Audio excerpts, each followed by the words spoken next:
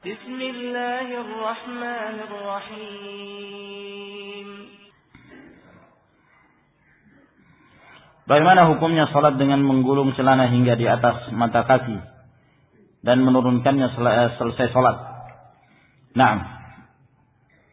Dalam hal ini ma'asyiral ikhwah rahimakumullah, Rasulullah sallallahu alaihi wasallam dalam banyak riwayat menegaskan bahwa seorang laki-laki tidak diperbolehkan menggunakan celana atau memakai sarung hingga menutupi mata kakinya. Bahkan ancaman yang keras dari Nabi alaihi salatu wassalam. Dalam riwayat Bukhari dan Muslim dari hadis Abdullah bin Umar, kata Nabi alaihi salatu wassalam, "La yanzurullah ila man jarra thawbahu khuyala."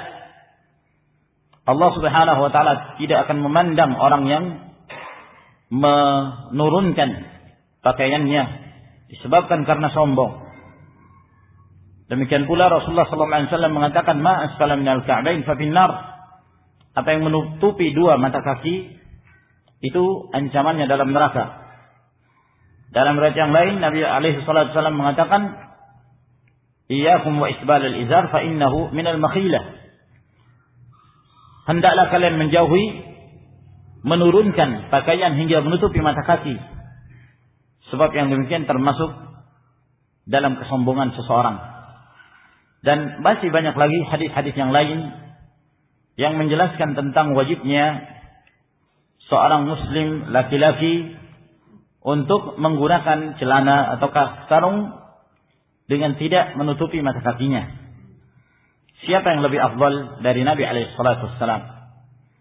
Dan Rasulullah alaihi salatu wassalam yang telah menjelaskan kepada umat ini yang terbaik bagi mereka.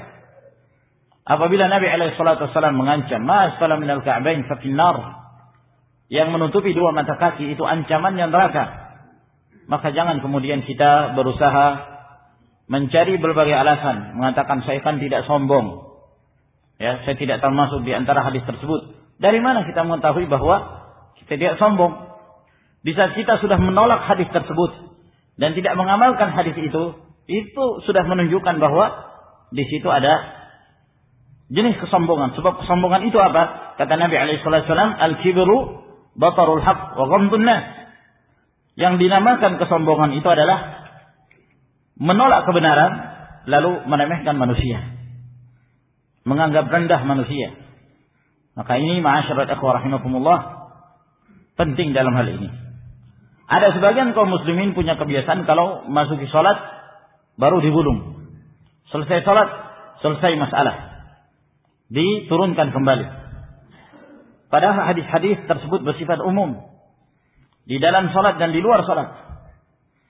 Di dalam salat dan di luar salat. Dalam riwayat Imam Muslim dengan tegas Nabi sallallahu alaihi wasallam mengatakan, "La yanzurullahu ilaihim thalathatun la yukallimuhumullah wa la yanzuru ilaihim wa la yuzakkihim walahum adzabun alim." Ada tiga golongan yang Allah Subhanahu wa taala tidak akan berbicara dengan mereka. Allah tidak akan memperhatikan mereka. Allah tidak akan mensucikan mereka. Bagi mereka azab yang pedih. Di antaranya kata Nabi alaihi wasallam, musbilul izar. Orang yang menurunkan kainnya hingga menutupi mata kaki. Hadis riwayat Imam Muslim. Ya, maka ini menunjukkan sangat kerasnya, termasuk di antara dosa besar yang dilalaikan oleh sekian banyak kaum muslimin. Orang-orang yang mereka masuk ke dalam salat lalu kemudian mereka menggulung, ya, dan selesai salat mereka menurunkan kembali, mereka telah terjatuh dalam pelarangan yang berikutnya. Ya, di antara larangan tersebut karena mereka menyangka bahwa larangan tersebut hanya di dalam salat, padahal tidak. Hadis-hadisnya bersifat umum. Demikian pula ketika dia masuk ke dalam salat, lalu dia menggulung celananya. Di dalam hadis yang diriwayatkan oleh Imam Al-Bukhari dan Muslim dari hadis Ibnu Abbas, Nabi sallallahu alaihi wasallam mengatakan, "Umirtu an asjuda ala sabati 'azm wa la akuffu sya'ra wa la thawban." Wa la akuffu sya'ra wa la thawban. Aku diperintahkan sujud di atas 7 anggota tubuh. Lalu beliau menyebutkan 7 anggota tubuh tersebut, jidat, dahinya, lalu kemudian kedua tangan, lutut dan atraful qadamain, ujung-ujung bagian kakinya. Lalu kata Nabi alaihi wasallam, "Wala akufu sya'ran wala thawban." Dan aku tidak menahan rambut dan tidak pula pakaian. Aku tidak menahan rambut dan tidak pula pakaian. Nah, tidak menahan rambut, yakni kalau rambutnya panjang terus diikat. Nah, ini tidak diperbolehkan dalam salat. Demikian pula tidak menahan pakaian. Ya, tidak menahan pakaian.